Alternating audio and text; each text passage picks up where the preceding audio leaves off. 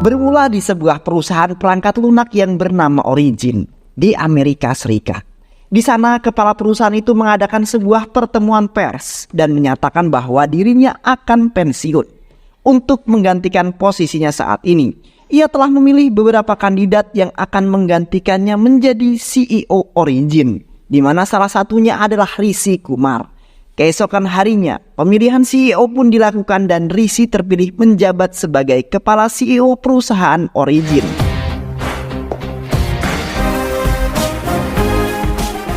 Ia sangat senang karena bisa menjadi CEO salah satu perusahaan terbesar.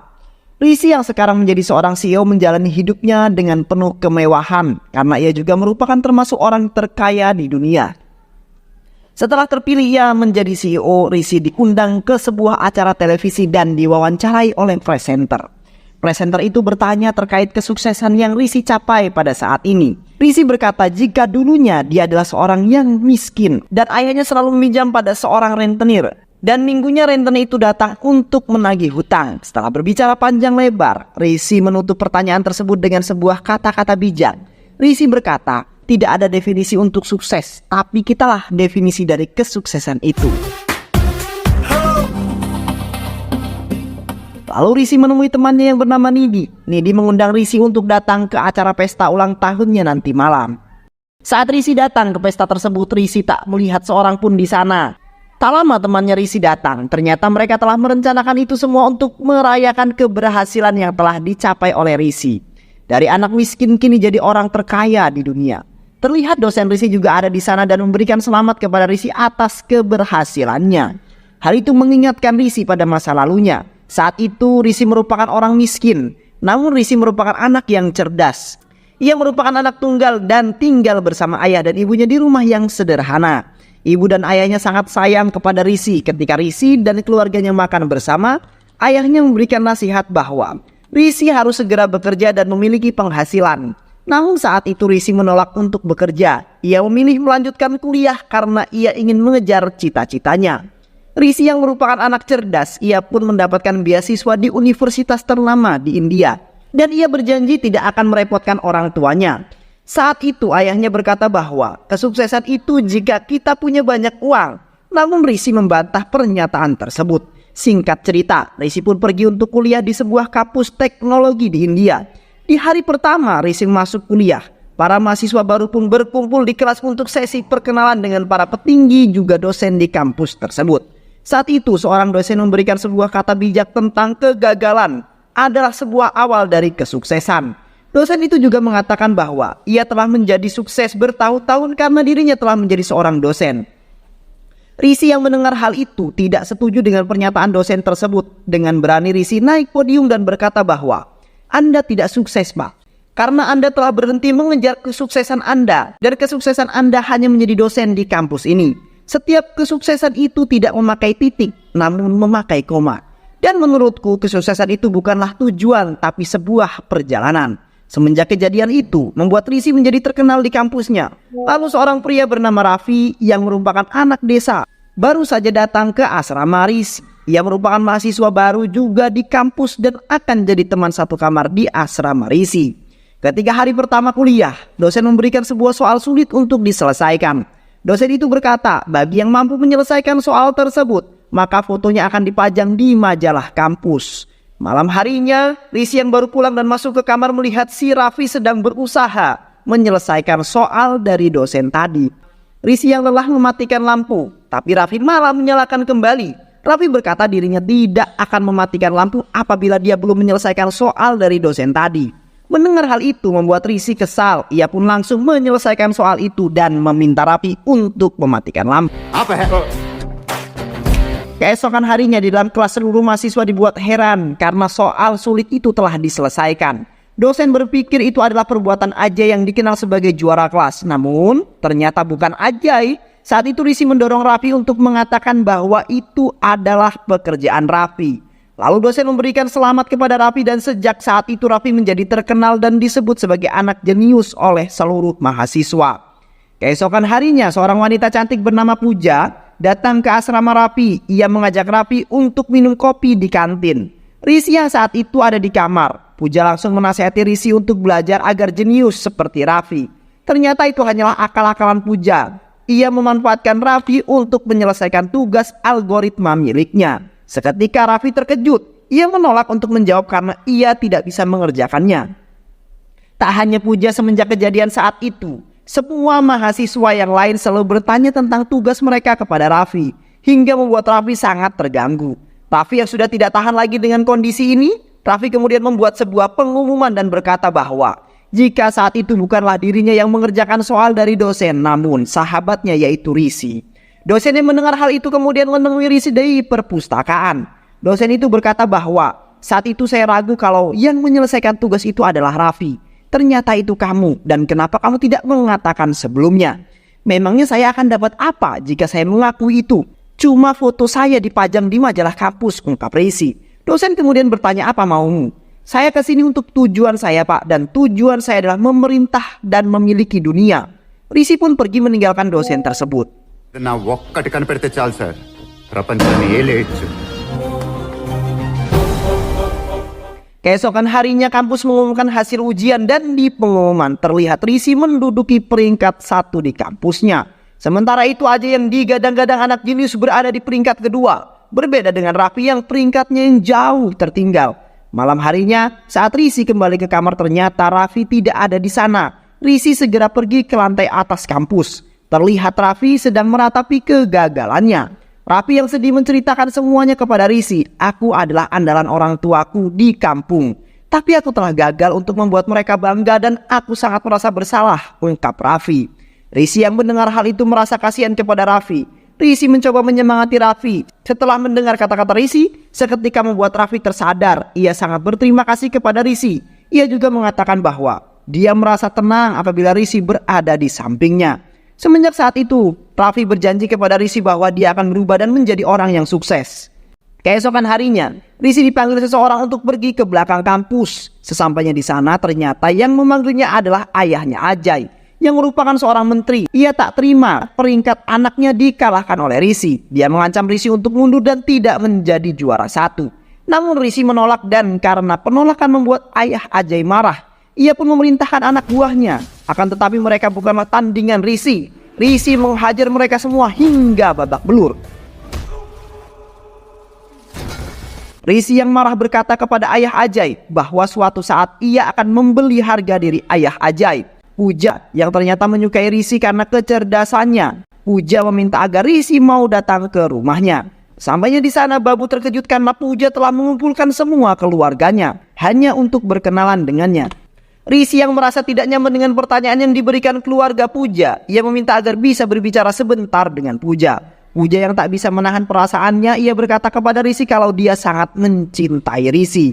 Sebenarnya Risi juga suka kepada Puja, namun Risi berkata saat ini ia akan lebih memilih karirnya terlebih dahulu.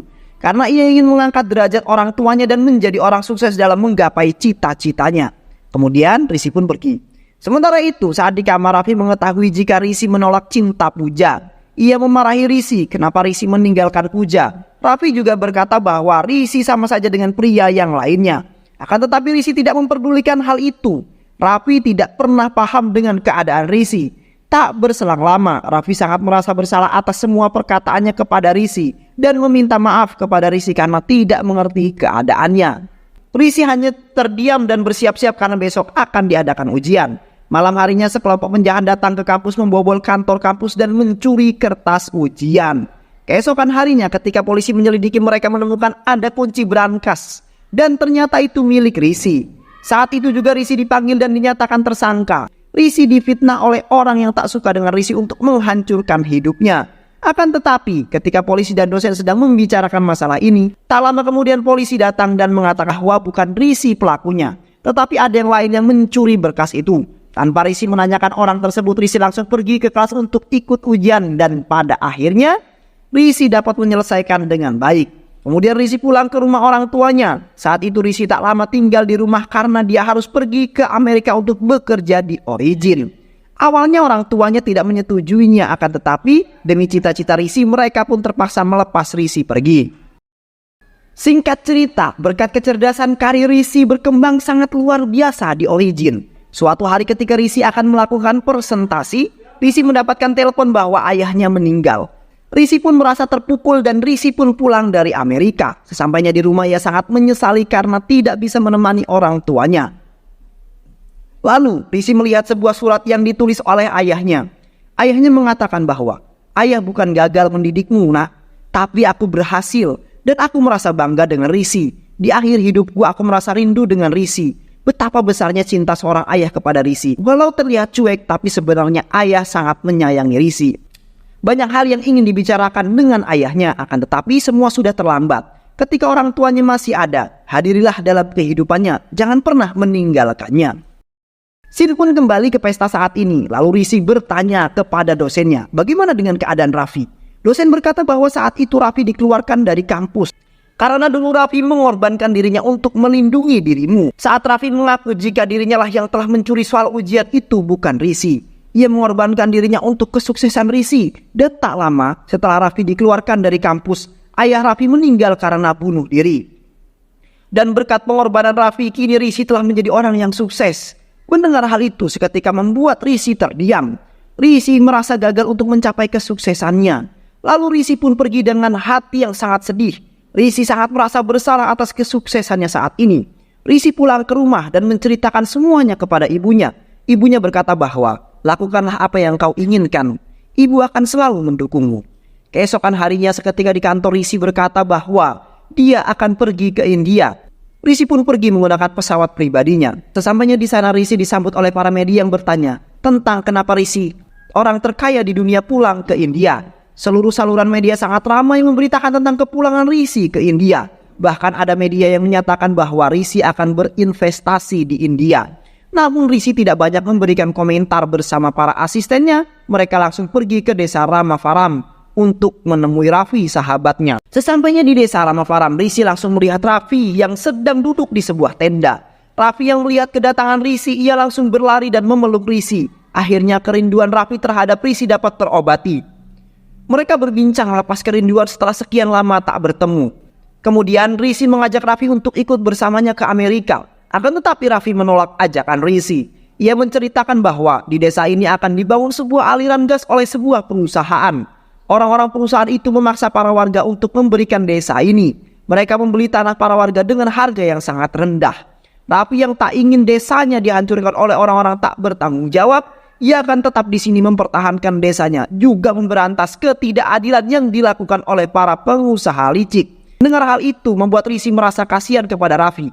Risi berjanji akan membantu Raffi membangun dan mempertahankan desa tercintanya. Risi kemudian mendatangi menteri. Ia mengatakan semua tentang sengketa lahan kepada menteri. Akan tetapi menteri beralasan jika dirinya tidak bisa berbuat apa-apa. Ia mengatakan bahwa tanah di desa itu juga sudah tandus dan tidak layak untuk ditempati lagi. Mendengar hal itu membuat Risi merasa kesal. Kemudian Risi kembali ke desa. Sesampainya di sana sudah ada bos kontraktor yang menghampiri Risi. Bos kontraktor berkata agar Risi tidak usah ikut campur dengan masalah ini. Ia pun mengusir Risi. Keesokan harinya, Risi mendatangi kepala desa Ramafaram. Ia mengobrol tentang masalah yang terjadi saat ini. Akan tetapi kepala desa itu berkata jika politik tidak punya hak dalam masalah ini. Akan tetapi pengusaha yang punya hak. Akan tetapi kades itu memberitahu Risi jika proyek itu dipegang oleh seorang pengusaha bernama Vivek. Saat itu juga Risi pergi ke kantor Vivek. Risi meminta agar Vivek melepas satu desa yang bernama Ramafaram, karena itu adalah tanah kelahiran sahabatnya. Akan tetapi Vivek tidak memperdulikan hal itu, karena ia akan tetap mengambil alih desa itu untuk proyeknya. Dan sudah ada 83 desa yang telah menyetujuinya. Semua itu tidak bisa diubah karena hanya satu teman kau minta satu desa. Itu sangat tidak mungkin dan tidak akan terjadi. Risi tidak peduli, ia tetap meminta Vivek untuk meninggalkan satu desa itu. Risi juga tahu bahwa ini adalah proyek ilegal. Dan dari 83 desa, hanya 33 desa yang sukarela menjual tanahnya. Sedangkan 50 desa kalian paksa untuk menjualnya. Vivek tidak peduli dengan apa yang Risi katakan, karena ia akan tetap melanjutkan proyeknya tersebut. Risi yang kesal, ia berjanji bahwa ia akan menghancurkan semua usaha Vivek. Agar Risi tetap bisa bekerja sambil membantu Raffi mempertahankan desanya, Raffi memutuskan untuk membuat kantor desa Ramafaram di bawah sebuah pohon besar. Semua kliennya Risi datangkan ke India dengan helikopter pribadinya. Risi pun memulai semua pekerjaan di desa itu. Di sisi lain, memperlihatkan Puja yang bekerja di perusahaan perangkat lunak game. Atasannya meminta Puja pergi menemui Risi untuk menjalin kerjasama dengan perusahaan mereka. Akan tetapi Puja menolak karena ia tidak ingin melihat wajah Risi lagi. Bosnya berkata jika Puja tidak mendapatkan kerjasamanya dengan perusahaan Origin, maka ia akan dipecat, juga semua anggotanya akan dipecat. Terpaksa Puja bersama temannya pun datang ke kantor Risi di desa Faram. Puja yang masih dendam kepada Risi karena dulu menolaknya dengan jutek, ia meminta bekerja sama dengan Risi. Risi yang melihat hal itu hanya bisa tersenyum dan menyetujui kerjasamanya dengan perusahaan Puja bekerja. Saat Puja akan pulang, ia bertemu Raffi dan mereka pun berbincang untuk melepas rindu pembukaan kantor Risi di desa Ramafaram. Tercium oleh awak media sehingga para media yang mengetahui itu kemudian pergi ke desa Ramafaram dan menanyakan alasan Risi membuka kantornya di desa itu. Risi berkata bahwa alasannya adalah karena temannya yang sedang mempertahankan desanya di tenda itu. Raffi pun didatangi media. Raffi menceritakan semua kejadian itu kepada media dan siaran itu disaksikan oleh seluruh warga. Dan setelah mendengarkan penjelasan Raffi, akhirnya para warga pun ikut berdiri di belakang Raffi dan menolak proyek Vivek tersebut. Suatu ketika seorang wanita cantik bernama Palevi turun dari sebuah bus dan Palevi ini merupakan pacarnya Raffi. Saat itu Risi meminta Raffi menghampirinya, namun Raffi berkata bahwa jika orang tua Palevi tidak merestui hubungan mereka setelah saya dikeluarkan dari kampus. Keesokan harinya Risi mendatangi ayah Palevi menceritakan semua tentang Raffi kepada ayahnya Palevi. Setelah mendengar semua cerita dari Raffi, seketika membuat ayah Palevi sadar. Keesokan harinya Palevi menemui Raffi mengatakan bahwa ayahnya telah merestui hubungan mereka. Setelah Risi mendatangi ayahnya, hal itu tentu saja membuat Raffi sangat senang. Suatu hari para warga dari desa sebelah datang ke desa Ramafaram dan para warga mengira jika mereka mau menyerang desa Ramafaram. Ternyata saat itu mereka mendukung Raffi untuk menolak proyek Vivek. Setelah itu 40 desa yang lain juga ikut menolak proyek Vivek. Vivek yang mengetahui hal itu kemudian datang menemui Risi di desa Ramafaram. Ia mengatakan bahwa dia akan melepas satu desa ini. Namun Risi mengatakan permintaannya sudah naik jadi 41 desa. Karena bisa Anda lihat sendiri tenda itu dulu cuma satu orang, sekarang sudah banyak orang. Namun Vivek berkata kalau itu tidak mungkin. Risi berkata bahwa tidak ada yang tidak mungkin. Dulu kamu bilang aku tidak akan bisa mengambil alih desa ini. Tapi lihat, sekarang aku membawa lebih banyak pasukan untuk menolak proyek milikmu. Pikirkan semua ini Vivek sebelum aku menghancurkan usahamu. Vivek yang tak ingin kalah, ia memerintahkan anak buahnya untuk menawarkan harga yang sangat tinggi kepada masyarakat. Dan dalam semalam setengah warga desa itu kemudian pergi. Malam berikutnya Vivek berencana untuk membunuh Raffi dan saat Raffi tertidur, ia diserang oleh pembunuh bayaran. Saat itu juga Raffi mendapatkan tusukan. Beruntungnya Risi datang dan menghajar para pembunuh itu hingga babak belur. Kemudian Risi membawa Raffi ke rumah sakit.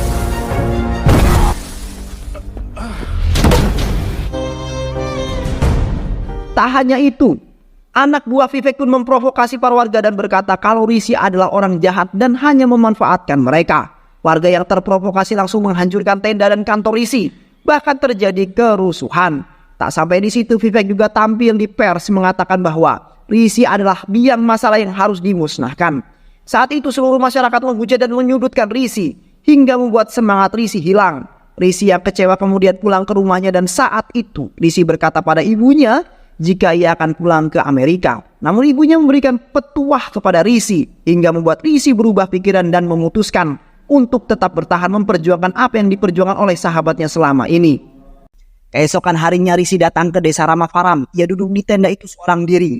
Saat itu datang kepala kontraktor. Ia melihat kehadiran Risi, memerintahkan anak buahnya untuk menyeret Risi. Namun Risi bukanlah tandingan mereka. Ia membuat preman-preman itu babak belur. Saat itu Risi berkata, mulai saat ini desa ini menjadi milikku. Masalah ini juga menjadi masalahku. Vivek yang mendengar hal itu, ia akan terus berusaha membunuh rasa percaya diri dari warga desa itu. Saat Risi duduk di tenda, seorang diri ia dihampiri seorang kakek tua yang memberikan roti. Risi penasaran dengan bapak tua itu. Ia pun mengikutinya dan mendapati bahwa di sana bapak tua ini sedang bertani. Saat itu Risi ditanya, apakah kau mau bertani? Risi yang mendengar hal itu seketika berkata, tolong ajari aku bertani. Dari saat itu Risi belajar untuk bertani. Banyak hal Risi pelajari, bahkan ia memahami konsep menanam padi. Melihat kegigihan Risi, kemudian masyarakat mendatangi Risi dan meminta Risi untuk bisa membangun pertanian. pertanian. Saat Risi sedang mengobrol dengan para petani, Risi mendapati seorang ibu tua di desa Ramaparam jatuh sakit dan tak tahu akan hidup atau tidak. Risi yang mendengar hal itu, ia pun segera pergi ke rumahnya. Tak lama anaknya pun datang. Ternyata anaknya adalah seorang insinyur pertanian. Ia menceritakan bahwa dunia pertanian sangat kelam. Bahkan banyak petani yang bunuh diri karena ketika panen dihancurkan harganya oleh para tengkulak. Risi yang mendengar hal itu seketika terdiam. Lalu ia mencari kebenaran di internet. Ternyata benar, begitu luar biasanya kehidupan pertanian. Banyak petani yang bunuh diri akibat harganya anjlok. Saat sedang mencari informasi terkait petani yang bunuh diri, ia dikabari bahwa wanita tua halte itu sudah meninggal. Setelah mengetahui masalah-masalah yang saat ini masyarakat miskin alami, ia pun mengadakan pers. Risi memanggil semua media yang ada. Di pertemuan pers itu Risi berbicara terkait masalah pertanian yang sesungguhnya. Kemudian membuat sistem baru dengan pertanian di sana serta menyumbang 90% gajinya untuk dunia pertanian. Media ramai dengan pernyataan resmi itu. Mereka mendukung pernyataan itu, bahkan mengubah dunia pendidikan juga untuk mewajibkan pertanian dalam pembelajarannya. Keesokan harinya kepala desa menandatangani desa Ramaparam untuk merayakan pesta keberhasilan Risi mengubah dunia pertanian. Kepala desa itu menyatakan bahwa desa itu dan lainnya akan utuh, tidak akan ada proyek Vivek lagi. Di sisi lain, Raffi yang melihat tayangan itu merasa sangat lega. Sementara itu Vivek akhirnya ditahan karena masalah proyek ilegal miliknya dengan bukti yang telah dikumpulkan oleh temannya Risi. Dan pada akhirnya Risi pun berhasil membangun desa menjadi lebih baik. Merasa tugasnya selesai, kemudian Risi pun berpamitan dengan warga desa karena ia akan kembali ke Amerika. Berkat usaha dan kerja keras Risi berhasil membangun desa. Dan karena hal itu seluruh masyarakat menganggap Risi sebagai orang suci dengan sebutan Maharsi. Saat Risi akan pergi, seorang kakek memberikan Risi sekantung tanah untuk menjadi kenang-kenangan dan mengingatkan Risi akan tanah Indianya.